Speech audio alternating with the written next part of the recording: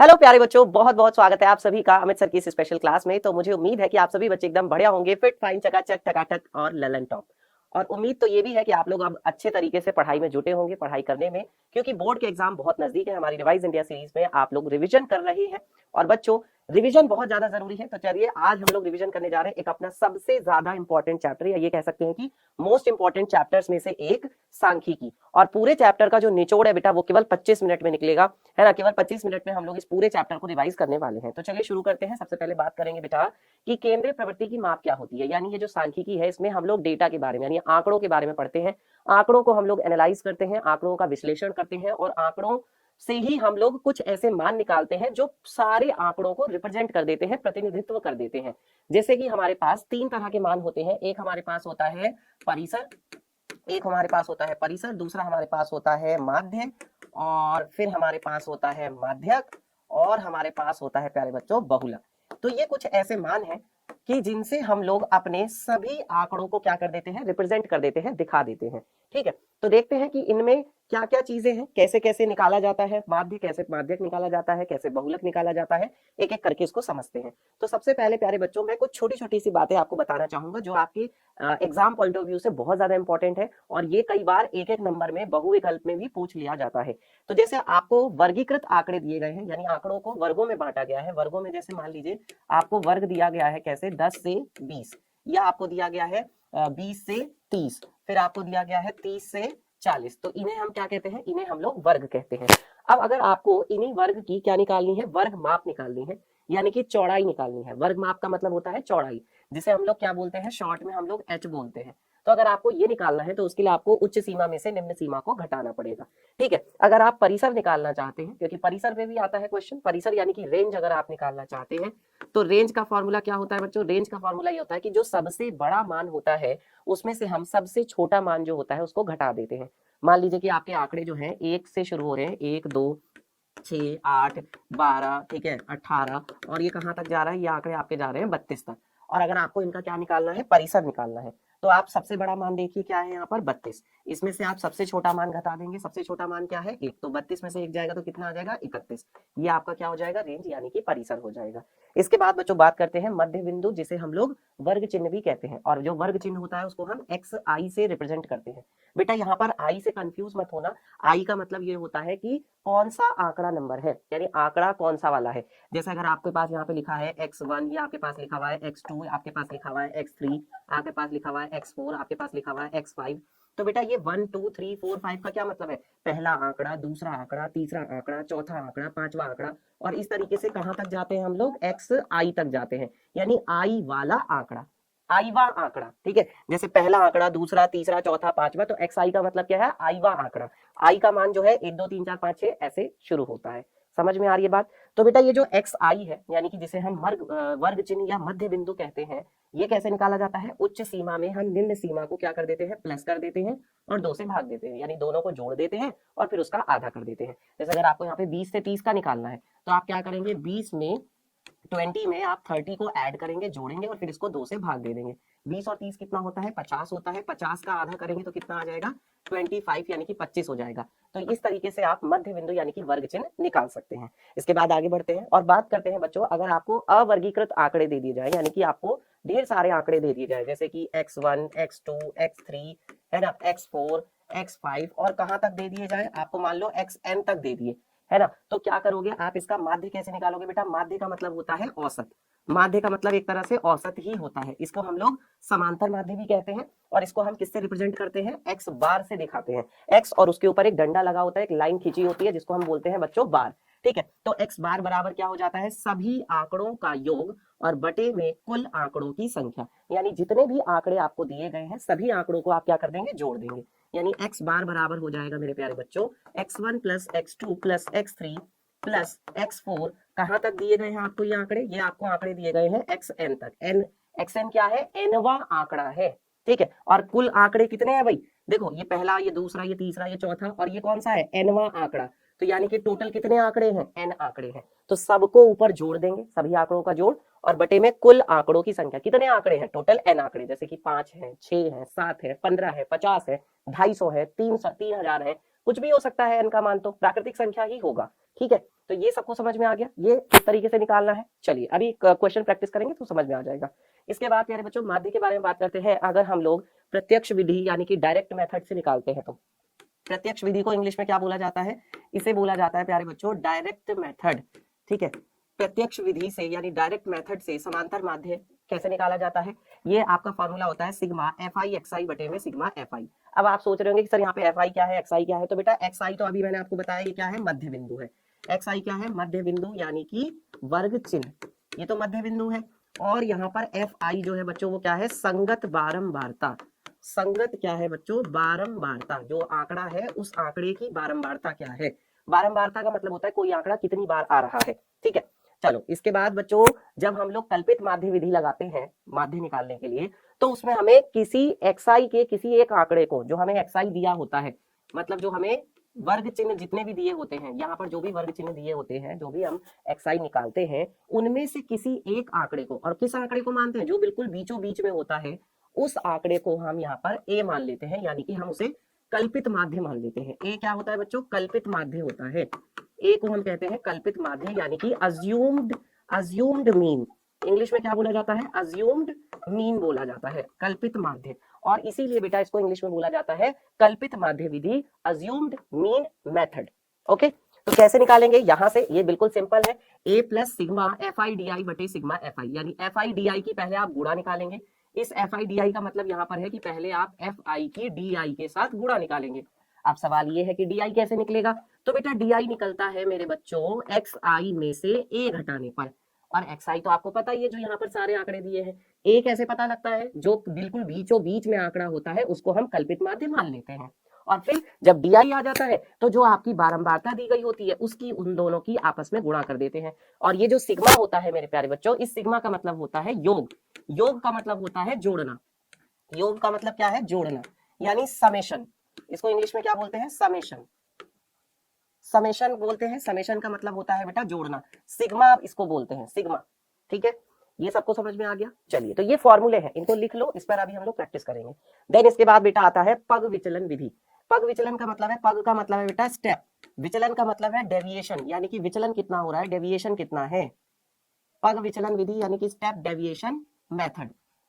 तो एक क्वेश्चन प्यारे बच्चों हो सकता है आपको पग विचलन विधि पर दे दिया जाए बोर्ड में, या एक क्वेश्चन ऐसा हो सकता है कि आपको कल्पित माध्य विधि पर दे दिया जाए, कुछ भी आ सकता है। तो हम तो सारा ही रिवाइज कर रहे हैं। ठीक है, अब ऐसा तो है नहीं कि हम लोग पढ़ रहे हैं, पढ़ तो हम लोग पहले बहुत अच्छे से चुके, तो हम लोग रिवाइज कर रहे हैं ना केवल। चलिए, तो बेटा यहाँ पर जो माध्य निकाला जाता है उसमें सिर्फ एक चीज होती है कि यहाँ पर डी आई की जगह पे क्या आ जाता है, यू आई आ जाता है।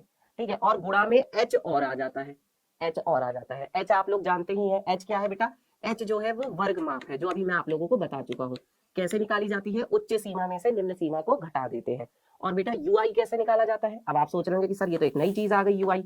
यस, यू आई कैसे निकाला जाता है, यू आई निकाला जाता है बच्चों डी आई बटे एच से। और आपको अभी इससे पहले मैंने आपको बताया है कि जो डी आई है वो कैसे निकाला जाता है, एक्स आई में से ए घटाने पर।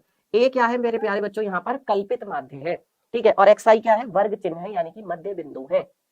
तो ये छोटी छोटी बातें हैं जो हमें पता होनी चाहिए। ये सवाल बेटा मैं कह सकता हूँ बहुत आसान होते हैं, क्योंकि इसमें केवल 4 काम हमें करने होते हैं, जोड़ना, घटाना, गुणा, भाग। और जोड़ना, घटाना, गुणा, भाग तो हम छोटी क्लास से करते आ रहे हैं, पहली दूसरी क्लास से करते आ रहे हैं। बस यहाँ पर हमें तरीके से काम करना होता है, क्योंकि अगर हमारी एक भी गलती होती है तो हमारा पूरा जो क्वेश्चन है वो गलत हो सकता है। तो बहुत ध्यान से करेंगे। और बेटा ये क्वेश्चन आपको पूरे नंबर भी दिलवाते हैं। ठीक है, ये ऐसे क्वेश्चन होते हैं और ये अच्छे नंबर में भी आते हैं, यानी कि 5 नंबर में, 6 नंबर में, 4 नंबर में। ठीक है, और एक एक नंबर में भी आते हैं। इसके बाद बच्चों बात करते हैं, देखिए 3 मेथड थे, है ना, माध्य निकालने के, वो मैंने आपको तीनों मेथड बताए। इसके बाद आता है बेटा बहुलक। बहुलक क्या होता है, बहुलक को बेटा इंग्लिश में बोला जाता है मॉड, MODE मॉड। ये क्या होता है, ये वो होता है कि जब किसी आपको बहुत सारे आंकड़े दिए जाते हैं, तो कोई एक ऐसा आंकड़ा होता है जो सबसे ज्यादा बार आ रहा होता है, यानी जिसकी बारंबारता जो होती है ना वो सबसे ज्यादा होती है, वही आंकड़ा हमारा क्या हो जाता है, बारंबारता क्या होगी, सर्वाधिक होगी। सर्वाधिक का मतलब है सबसे ज्यादा होगी। अगर बारंबारता सर्वाधिक हो तो वही आंकड़ा क्या हो जाता है, आपका बहुलक कहलाता है। ये तो नॉर्मल आंकड़ों के लिए था। अगर आपके आंकड़े वर्गीकृत हो जाए, तो वर्गीकृत का मतलब है कि अगर आपके आंकड़ों को वर्गों में बांट दिया जाए, वर्गों में मतलब 10 से 20, ठीक है, फिर 20 से 30, ठीक है, फिर 30 से 40, अगर इस तरीके से आपके आंकड़ों को बांट दिया जाएगा, तब आप बहुलक कैसे निकालेंगे। तो उस कंडीशन में बेटा हमें बारंबारता देखनी पड़ती है कि किस वर्ग की जो बारंबारता है वो सबसे ज्यादा है। पहले तो हम ये देखेंगे, जब हमें ये पता चल जाएगा कि किसकी बारंबारता सबसे ज्यादा है तो उसका वर्ग देखते हैं। मान लीजिए कि ये वाला वर्ग है जिसकी बारंबारता सबसे ज्यादा है, तो ये जो वर्ग हो जाता है बेटा उसे हम कहते हैं यहाँ पर बहुलक वर्ग। ये क्या कहलाता है? ये आपका कहलाता है बहुलक वर्ग। ये कहलाता है मेरे प्यारे बच्चों बहुलक वर्ग। और जब आपको बहुलक वर्ग पता चल जाता है तो फिर आपको एल पता चल जाएगा। एल क्या होता है? बहुलक वर्ग की निम्न सीमा। बहुलक वर्ग की निम्न सीमा यानी कि लोअर लिमिट। निम्न सीमा का मतलब है बेटा लोअर लिमिट, ठीक है, निचली सीमा भी कहते हैं इसको, ठीक है, लोअर लिमिट, निचली सीमा जो है। और F1 क्या होता है? बहुलक वर्ग की, ये सारी चीजें पता होना चाहिए। F1 क्या है, F0 क्या है, F2 क्या है, ठीक है। तो F1 यहाँ पर होता है बहुलक वर्ग की बारंबारता, बहुलक वर्ग की, बहुलक वर्ग की बारंबारता, ठीक है। और इसके बाद आपका यहाँ पर F0 क्या होता है? बहुलक वर्ग से, बहुलक वर्ग से पहले वाले वर्ग की, बहुलक वर्ग से पहले वाले, पहले वाले वर्ग की बारंबारता, की बारंबारता, ठीक है। फिर F2 क्या होता है बच्चों? बहुलक वर्ग से ऊपर, बहुलक वर्ग से ऊपर वाले वर्ग की बारंबारता, ठीक है। और H तो आप लोग जानते ही हैं क्या है? वर्गमाप है, ठीक है। तो इस तरीके से प्यारे बच्चों यहाँ पर निकाला जाता है। क्या यहाँ तक सबको समझ में आ गया बच्चों? मजा आ रहा है? अच्छा लग रहा है रिवाइज करने में? आपका रिवीजन अच्छे से हो रहा है? तो अगर रिवीजन अच्छे से हो रहा है बेटा लाइक कर देना, शेयर कर देना और मुझे कमेंट करके बताना मत भूलना कि ये रिवीजन वाली क्लास आपको कैसी लगी। चलिए आगे बढ़ते हैं। इसके बाद बच्चों बात करते हैं माध्यिका यानी माध्यक के बारे में।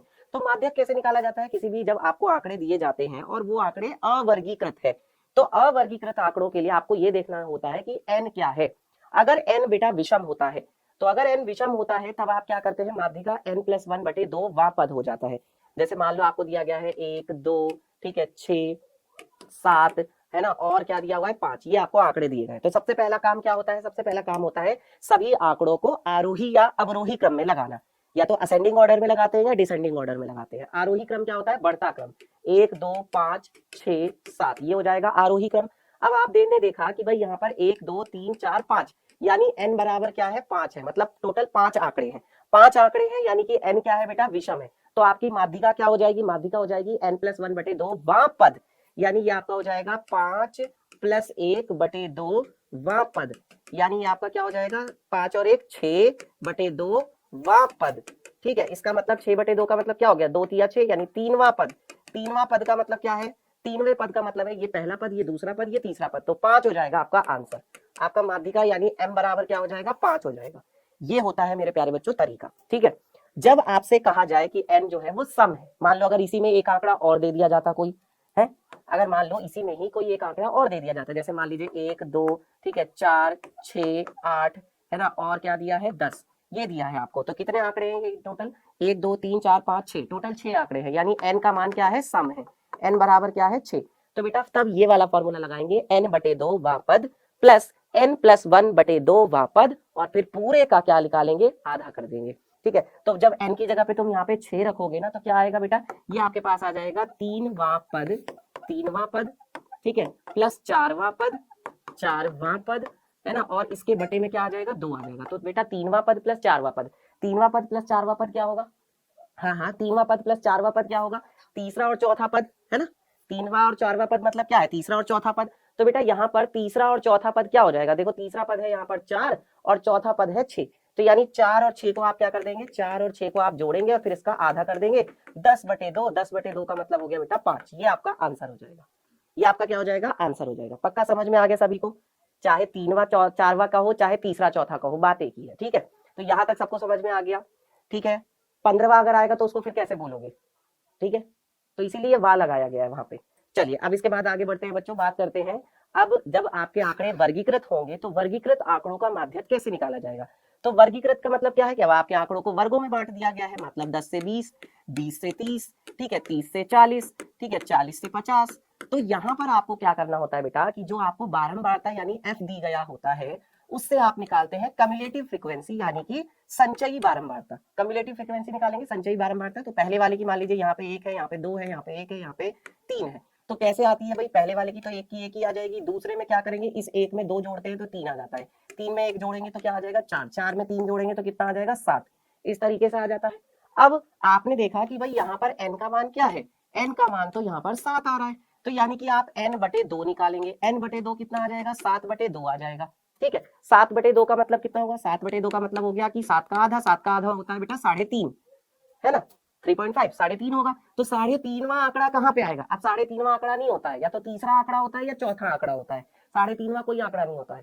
ठीक है, तो इसका मतलब ये कहाँ पे जाएगा, ये जाएगा बेटा यहाँ पे, ये जाएगा इस 4 वाले में, क्योंकि 3 तक के आंकड़े तो इधर आ गए ऊपर, है ना, ये यहाँ जाएगा। तो यहाँ से हमें पता चला कि भाई ये कहाँ पे आएगा, ये तो इस वर्ग में आएगा, तो ये आपका हो जाएगा बेटा माध्यिका वर्ग। ये आपका क्या हो जाएगा, ये आपका हो जाएगा माध्यिका वर्ग। पता चल गया माध्यिका वर्ग कैसे पता करते हैं। जब माध्यिका वर्ग आपको पता चल जाएगा तो वो आप क्या निकाल सकते हैं, निम्न सीमा बता सकते हैं। ये माध्यिका वर्ग की कौन सी सीमा है, यह माध्यिका वर्ग की निम्न सीमा है, यानी निचली सीमा है। ठीक है, और CF क्या होता है, यहाँ पर लिख लो, CF होता है मेरे प्यारे बच्चों माध्यिका वर्ग से पहले वाले वर्ग की संचयी बारंबारता। माध्यिका वर्ग से ऊपर वाले वर्ग की, ये लिखने में बड़ा है पर वैसे बहुत छोटा है, ऊपर वाले वर्ग की, ऊपर वाले या पहले वाले लिख लो, एक ही बात है, कि संचयी बारंबारता। ध्यान रहे ये संचयी बारंबारता लेनी है आपको। और यहाँ पर ये F क्या है, यहाँ पर F जो है बेटा वो माध्यिका वर्ग की बारंबारता है, माध्यिका वर्ग की बारंबारता। ठीक है, और H तो आप लोग जानते ही हैं क्या है, H जो है यहाँ पे वर्ग माप है। तो ये पूरा का पूरा बच्चों फॉर्मूला है, इसमें कोई बहुत ज्यादा उलझने वाली बात नहीं है, सिंपल आप लोग इसको 2-4 बार लिख कर देखोगे ना, ऐसे चुटकियों में याद हो जाएगा। ठीक है, चलिए अब आगे बढ़ते हैं बच्चों, बात करते हैं बहुलक के बारे में। ठीक है, 3 चीजें मैंने बताई थी, एक तो माध्य बताया था, माध्यिका बताया था, और तीसरा बताया था बहुलक। तो अब बहुलक बता रहा हूँ। ठीक है, बहुलक का फॉर्मूला मैं बता चुका हूँ, माध्यिका का बता चुका हूँ, माध्य का बता चुका हूँ। एक बहुत इंपॉर्टेंट फॉर्मूला है जो कई बार एग्जाम में 1 नंबर में क्वेश्चन इससे पूछ लिया जाता है। बहुलक बराबर होता है 3 गुणा में माध्यिका माइनस 2 गुणा में माध्य। याद रख लीजिए। ठीक है, इसको आप ऐसे सिंपल भी लिख सकते हैं, बहुलक बराबर 3 गुणा, बेटा माध्यिका को क्या कहते हैं, कैपिटल M, और माध्य को क्या कहते हैं, -2 गुणा में माध्य को हम लोग बोलते हैं x बार। ठीक है, इसी को वो इधर उधर चेंज करके फॉर्मूले को दे देते हैं एग्जाम में कई बार। ठीक है, जैसे 2 गुणा माध्य जो है उसको इधर ले आएंगे, बहुलक को उधर ले जाएंगे, ऐसा भी वो कर देते हैं। ठीक है, या जो वो 2 गुणा माध्य है उसको वहीं रखेंगे, माध्यिका को इधर ले आएंगे, ये चेंज कर देते हैं थोड़ा बहुत और तब दे देते हैं एग्जाम में, तो ध्यान रखना। ठीक है, अब जैसे मान लीजिए आपको यहाँ पर दिया गया है कि जो माध्यिका है वो आपको दी गई है 20। ठीक है, और आपको दिया गया है कि जो बहुलक है, बहुलक कितना दिया गया है आपको, बहुलक मान लीजिए आपको दिया गया है 5, और आपसे पूछा जाता है बताइए माध्य कितना होगा, तो आप इसी फॉर्मूले में रख देंगे, इसी फॉर्मूले में रखिए फटाफट से और मुझे जल्दी बताइए क्या आ जाएगा। देखिए यहाँ पर रखेंगे, माध्य हमें निकालना है, तो 2 गुणा में माध्य, 2 गुणा में माध्य बराबर क्या आ जाएगा, 2 गुणा में माध्य आ जाएगा आपका 3 गुणा माध्यिका, 3 गुणा माध्यिका, और इसमें से हम घटा देंगे बहुलक, इसमें से हम क्या घटा देंगे, बहुलक घटा देंगे। तो देखो 3 गुणा में माध्यिका कितनी दी है बेटा, माध्यिका आपको दी हुई है 20। ठीक है, बहुलक कितना दिया हुआ है, बहुलक आपको दिया हुआ है 5, तो 20 दिया 60, 60 माइनस 5, 60 में से 5 जाएगा 55 आ जाएगा। ठीक है, और ये क्या है बेटा, 2 गुणा माध्य है, तो बेटा ये माध्य कितना आ जाएगा यहाँ से, अब 2 से भाग लगा दो, तो 55 को जब 2 से भाग लगाओगे तो ये कितना आ जाएगा, 2 दूनी 4, बचा कितना यहाँ से, 1 बच गया, 2 सत्ते 14, 27.5 आ जाएगा, 27.5। तो इस तरीके से बेटा एग्जाम में क्वेश्चन पूछा जा सकता है, मैंने आपको करवा दिया। ओके, चलिए अब बच्चों एक सवाल लेते हैं और इसको ना तीनों विधियों से करेंगे, माध्य भी निकालेंगे इसी का हम लोग बहुलक भी निकालेंगे, और इन्हीं आंकड़ों का हम माध्यिका भी निकालेंगे। फटाफट से करना है, चलिए शुरू करते हैं बिना किसी देरी के। सबसे पहले हम यहाँ पर लिख लेते हैं जो हमें वर्ग दिया हुआ है, क्या क्या वर्ग दिया गया है, 1 से 3, 3 से 5, 5 से 7, 7 से 9 और 9 से 11। अब इसका हम क्या निकालते हैं, xi यानी कि मध्य बिंदु यानी कि वर्ग चिन्ह। कैसे निकाला जाता है, उच्च सीमा निम्न सीमा को जोड़ो, 3 और 1 4 और उसका आधा कर दो, 1 + 3/2, तो कितना आ जाएगा बेटा ये 4/2, 4/2 का मतलब कितना हो गया, 2 हो गया, तो सिंपल मैं यहाँ पे 2 लिख दे रहा हूँ। अब हमने देखा कि यहाँ पर वर्ग माप कितने की, बेटा बहुत अच्छी ट्रिक बता रहा हूँ जो तुम्हें आगे तक के लिए काम आने वाली है, 11th 12th and then after 12th, मतलब अगर 12th के बाद आप लोग पढ़ाई करते हैं, ग्रेजुएशन में कोई भी कोर्स करते हैं, तो आपको ये आगे तक के लिए काम आएगी ट्रिक। बेटा यहाँ पर 2-2 का अंतर है, तो आप इसमें 2-2 जोड़ते चले जाओ, 2 में 2 जोड़ोगे 4 आएगा, 4 में 2 जोड़ोगे 6 आएगा, 6 में 2 जोड़ोगे तो कितना आ जाएगा 8, 8 में 2 जोड़ा तो आ गया 10, आपको अलग से निकालने की जरूरत ही नहीं है। ठीक है, अब आपने यहाँ पे लिखी इसकी बारंबारता यानी कि FI कितनी दी गई है, देखो 7 8 2 2 1, 7 8 2 2 1। अब देखिए अगर मुझे क्या लगानी है, अगर मुझे बेटा प्रत्यक्ष विधि लगानी है, प्रत्यक्ष विधि से समांतर माध्य बराबर क्या होता है, प्रत्यक्ष विधि से x बार बराबर होता है सिग्मा FI XI, और बटे में क्या होता है, सिग्मा FI होता है। यानी कि मुझे एफ आई एक्स आई की गुणा करनी पड़ेगी। तो कर देते हैं, क्या दिक्कत है, यही तो है, एफ आई गुणा में एक्स आई निकाल लेते हैं। तो क्या हो जाएगा, देखो 2 सत्ते 14, 8 चौके 32, 6 दूनी 12, 8 दूनी 16, 10 एकम 10, सबको जोड़ देते हैं। तो 4 और 2 6 और 2 8, 8 और 6 कितने हो गए, 14 का 4 हासिल लगा 1, 1 और 1 2, 2 और 3 5, 6 7 8, 84 आ गया। बेटा जोड़ने घटाने में थोड़ा सा गड़बड़ हो सकती है, मतलब मैं जल्दी में कर रहा हूँ तो इसलिए इसको चेक कर लेना, ठीक है। ये नहीं कि सर आपने तो गलत लिख दिया, सर आपने तो गलत लिख दिया, बेटा ऐसा नहीं कि मुझे जोड़ना नहीं आता, ठीक है। बट कई बार हम लोग जब जल्दबाजी में करते हैं तो वो गड़बड़ हो भी जाता है। और इस चीज का आपको भी एग्जाम में ध्यान रखना है कि जब आप आंसर निकाल लेंगे तो उसके बाद कैलकुलेशन को खुद से चेक करना मत भूलना, खास करके इन सवालों में, ठीक है। अब एफ आई को भी जोड़ लेते हैं, सारी बारंबारताओं का जोड़, 7 8 15, 15 और 5 कितने हो गए, 20 हो गए, ठीक है। तो बेटा हमें निकालना है माध्य, सिग्मा एफ आई एक्स आई कितना आया है, ये आया 84 और ये आया है 20, 84 बटे में कितना हो गया 20। तो बेटा 0 से तो दशमलव लगा देंगे, 2 से 84 को काटते हैं 4 और 2, और क्या आ जाएगा 4.2 आ जाएगा आपके पास समांतर माध्य एक्स बार। अब देखना जब दूसरी विधि लगाऊंगा ना तो उससे भी 4.2 ही आएगा, चेक करते हैं। तो यहाँ पर अब मैं बताने जा रहा हूँ आपको कल्पित माध्य विधि, मजा आ जाएगा बेटा अभी आपको। देखो तीनों विधियों से करेंगे कल्पित माध्य विधि, यानी कि अज्यूम्ड मीन मेथड। कल्पित माध्य विधि से एक्स बार बराबर होता है सिग्मा एफ आई एक्स आई, है ना, नहीं पहले ए जुड़ता है, ए में क्या जोड़ते हैं, sigma F I D I, D आई हो जाता है इसके अंदर, बटे में सिग्मा एफ आई, और गुणा में क्या आता है, एच आता है।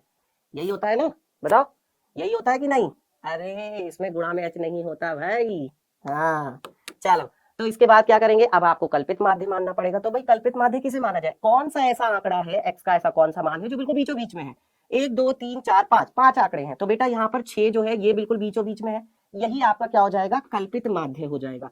ये आपका क्या हो जाएगा, ए। अब बहुत बच्चों के एग्जाम मतलब कि दिमाग में ये सवाल उठ रहा होगा कि सर अगर ऐसा ना हो तो मतलब किसको मानेंगे बीच में, अगर ऐसा मान लो अगर 6 आंकड़े दे दिए जाते तब क्या करते, तो बेटा तब आप चाहे तीसरे आंकड़े को मानते चाहे चौथे को मानते, है ना।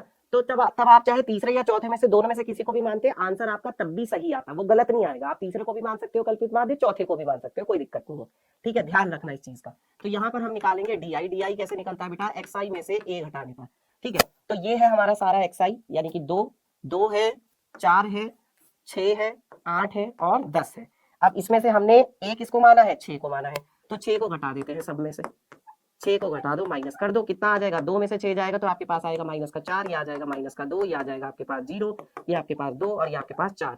अब देखिए इसके बाद हम क्या करेंगे, एफ आई डी आई की गुणा निकालेंगे, एफ आई गुणा में D I, F I D आई की गुणा निकालिए तो क्या आएगा, देखिए ये है एफ आई और ये है डी आई, 7 चौके 28 माइनस का, ठीक है, 8 दूनी 16 माइनस का, ठीक है, 2 की 0 में गुणा होगी 0 ही हो जाएगा, 2 दूनी कितना होगा बेटा 4 हो जाएगा, और 4 एकम कितना हो जाएगा, 4 हो जाएगा। अब देखो माइनस वालों को अलग जोड़ोगे प्लस वालों को अलग जोड़ोगे, तो देखो ये कितना आएगा, 8 और 6 14 का 4 हासिल लगा 1 2 और 1 3 और 1 4, 44 आएगा माइनस का। जब इन दोनों को जोड़ेंगे और 4 और 4 क्या होता है, ये तो 8 होगा। अब देखो ये माइनस का 44 है, ये प्लस का 8 है, तो माइनस का 44 प्लस का 8, बताओ कितना आएगा, 44 में से 8 घटाओ, 4 घटाया 40 हो गया और 4 घटाया 36 हो गया, तो 36 आया माइनस का, 36 आया बेटा माइनस का। अब फॉर्मूला लगा देते हैं, ए कितना है, ए है हमारे पास 6 plus sigma F I D I, sigma F I D आई कितना आ रहा है, माइनस का 36 आ रहा है, तो यहाँ पे रख देते हैं माइनस का 36 और बटे में सिग्मा एफ आई कितना है, वो तो 20 है, तो यहाँ से कितना आ जाएगा, देखो 6 प्लस माइनस क्या होगा, प्लस माइनस माइनस, ठीक है, 36 बटे कितना है 20, 2 से काट देते हैं, 2 एकम 2, 2 अट्ठे 16, 1.8 आएगा, क्योंकि बेटा बटे में 0 भी तो है। अब जब 6 में से 1.8 घटाओगे तो 4.2 ही तो आएगा, और ये तो मैंने आपसे पहले ही कहा था कि माध्य तो वही रहने वाला है, माध्य नहीं बदलेगा, चाहे विधि कोई सी भी लगाए, है ना, तरीका कोई सा भी करें। चलो अब इसके बाद अगली विधि देखते हैं, दैट इज पग विचलन विधि, पग विचलन विधि यानी कि स्टेप डेविएशन मेथड, पग विचलन विधि। पग विचलन विधि का मतलब है स्टेप डेविएशन मेथड, जिससे एक्स बार यानी समांतर माध्य बराबर क्या हो जाता है, A plus sigma F I U I बटे में सिग्मा एफ आई और गुणा में क्या आता है एच। बेटा यू आई आपको यहाँ पर निकालना पड़ेगा, तो यू आई कैसे निकलता है, बहुत आसान है बेटा। यू आई निकालने का तरीका क्या है, देखो मैं यहाँ पे बता रहा हूँ, यू आई के लिए आपको क्या करना पड़ता है, डी आई को एच से भाग देना होता है, जो भी एच है उससे आपको डिवाइड करना है, भाग देना है। तो देखो डी आई तो हम यहाँ पर निकाल चुके हैं ना, यही तो आ रहा है, -4 -2 0 2 4, यही सब तो आ रहा है। तो और एच क्या है, एच कैसे पता लगता है, उच्च सीमा में से निम्न सीमा को घटा दो, तो या तो 3 में से 1 घटा दो, या 5 में से 3 घटा दो, 7 में से 5 घटा दो, 9 में से 2 घटा दो, आएगा तो क्या 2 ही आएगा, है ना।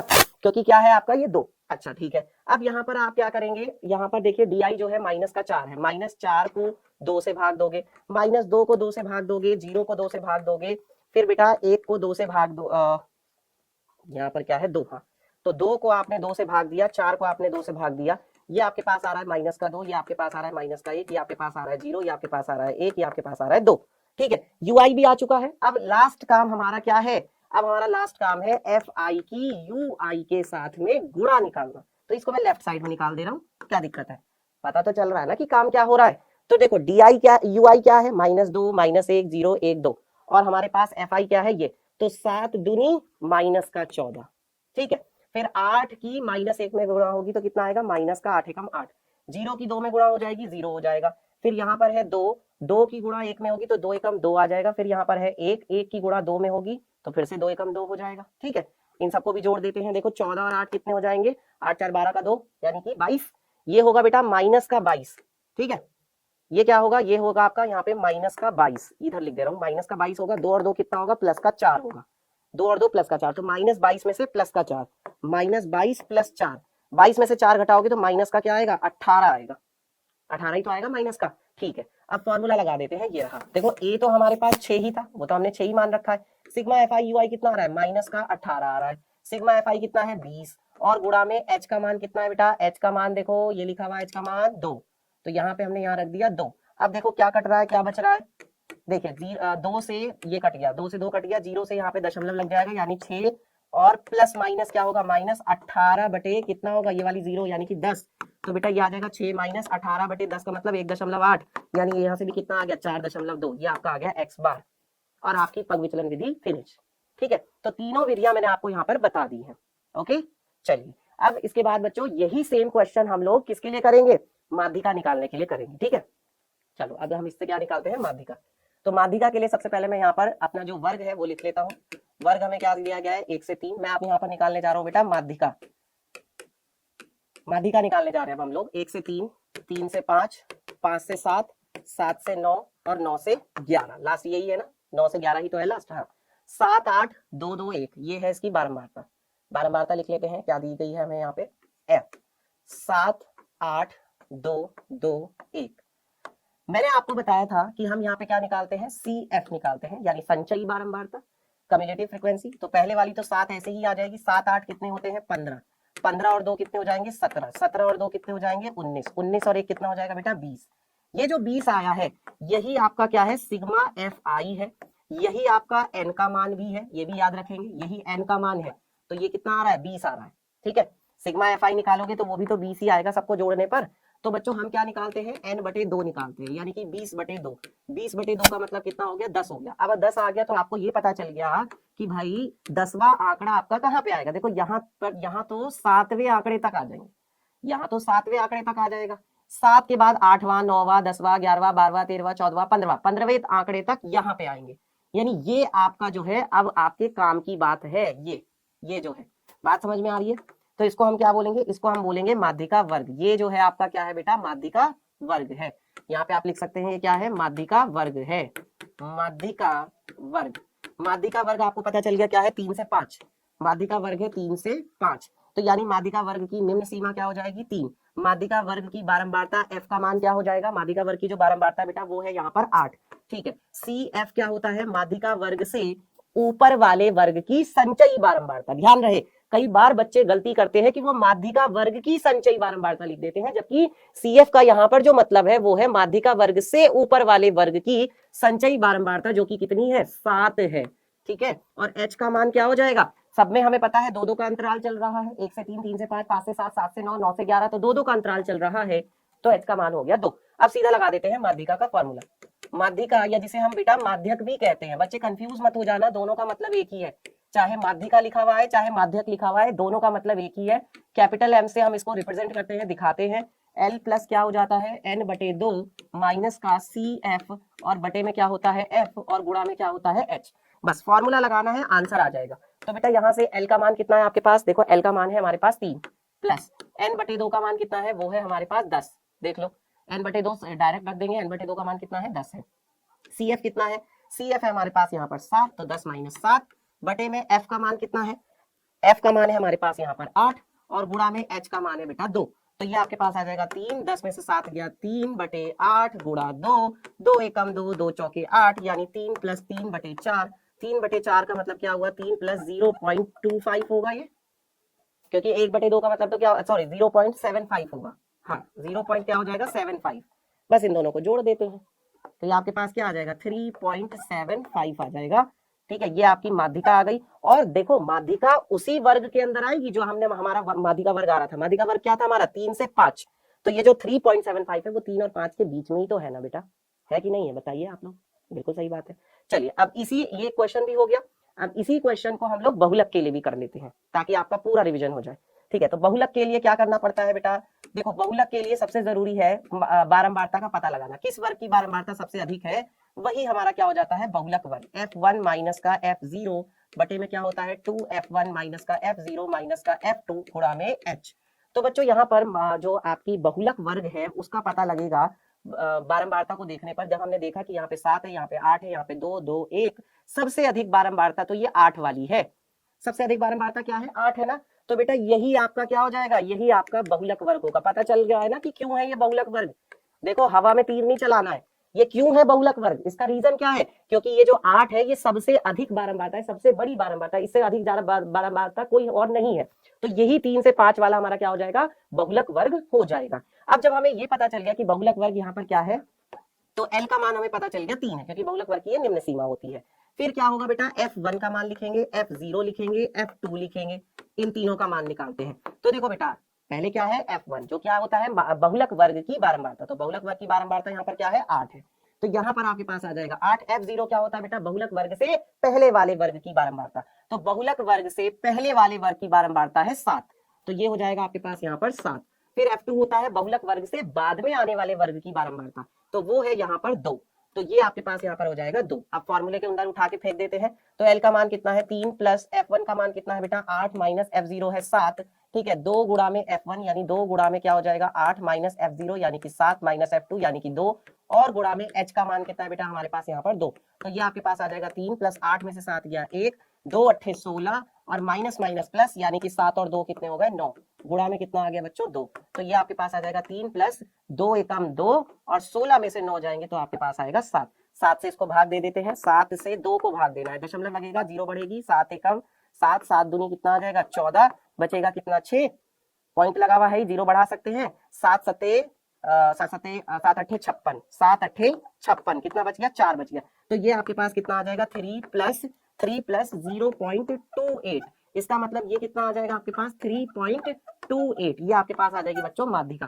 कैलकुलेशन में हो सकता है बेटा गड़बड़ हो जाए, कुछ मैंने कम ज्यादा जोड़ दिया हो ऐसा, क्योंकि मैंने थोड़ा जल्दबाजी में किया है, तो इसको आप एक बार वेरीफाई कर लेना, चेक कर लेना। ठीक है, सारा कुछ हो गया, पूरा चैप्टर, पूरे चैप्टर का निचोड़ हो गया, तो एक झलक मार लेते हैं पूरे चैप्टर पे, है ना, जो फॉर्मूले हैं सारे के सारे। चलिए जल्दी से एक झलक में देख लेते हैं सारे फॉर्मूले। हमारे पास बच्चों माध्य जो होता है प्रत्यक्ष विधि से सिग्मा एफ एक्स बटे क्या होता है सिग्मा एफ। इसके बाद बच्चों अगली विधि है कल्पित माध्य विधि, ए प्लस सिग्मा एफ डी बटे सिग्मा एफ होता है। फिर उसके बाद आती है बच्चों पग विचलन विधि, जिसमें क्या होता है ए प्लस सिग्मा एफ आई बटे सिग्मा एफ और गुणा में होता है एच। ध्यान रहे यहाँ पे एच नहीं है पर यहाँ पर एच है, इस चीज का ध्यान रखना। फिर बहुलक के लिए क्या होता है L plus f1 minus f0 बटे 2f1 minus f0 minus f2 गुणा में h। इसके बाद बेटा माध्यिका या जिसे हम माध्यक भी कहते हैं, तो उसके लिए फॉर्मूला है L प्लस n बटे 2 माइनस सी एफ बटे f गुणा में h। याद रहे ये सी एफ कौन सी होती है, माध्यिका वर्ग से ऊपर वाले वर्ग की संचयी बारंबारता यानी कि कम्युलेटिव फ्रीक्वेंसी। देन सबसे इंपॉर्टेंट फॉर्मूला जिस पर 1 नंबर का सवाल जरूर पूछा जाता है, बहुलक बराबर 3 गुणा में माध्यिका माइनस 2 गुणा में माध्य। ठीक है, तो बच्चों इस तरीके से आपका जो ये पूरा चैप्टर है वो रिवाइज हो गया है। मुझे उम्मीद है कि आज जो हमने ये चैप्टर अपना सांख्यिकी पूरा का पूरा रिवाइज किया है, ये आपको क्लास अच्छी लगी होगी, मजा आया होगा और आपका रिवीजन अच्छे से हो गया होगा। आप लोग मुझे कमेंट करके बताइएगा कि आप लोगों को जो ये रिवीजन हुआ है ये कैसा लगा, कैसे आप लोगों ने इसको सीखा अच्छे से, है ना, आपको ये क्लास कैसी लगी वो आप मुझे कमेंट करके जरूर बताइएगा। और हाँ, स्टडी रिलेटेड डाउट्स के लिए, मतलब कि अगर आपको क्वेश्चंस की पीडीएफ चाहिए, अगर अभी तक आपने स्टडी ग्रुप ज्वाइन नहीं किया है तो बेटा टेलीग्राम पर मेरा स्टडी ग्रुप है, आप वहां पर जाकर ज्वाइन कर सकते हैं, अमित सर की पलटन, जिसमें आपको क्वेश्चंस की पीडीएफ बच्चों मिलेगी। ठीक है, इंस्टाग्राम पे भी आप मुझे फॉलो कर सकते हैं, वहां पे भी बेटा मैंने लिंक दिया हुआ है टेलीग्राम का, अमित_डाउटनेट। ठीक है, तो बच्चों जो भी बात हो वो आप मुझे कॉमेंट करके बताइएगा। एंड बस एक चीज और, कि आपकी बात को बेटा मैंने माना है। आपकी पिछली क्लास में जो आप लोगों ने बोला था कि सर सांख्यिकी का रिवीजन करा दीजिए, मैंने सांख्यिकी का रिवीजन कराया है। नेक्स्ट क्लास जो होगी बेटा उसमें आपको किस चैप्टर का रिवीजन करना है वो भी आप मुझे कमेंट करके जरूर बताइएगा। मिलते हैं फिर आपसे अगली क्लास में, तब तक के लिए बाय बाय, थैंक यू।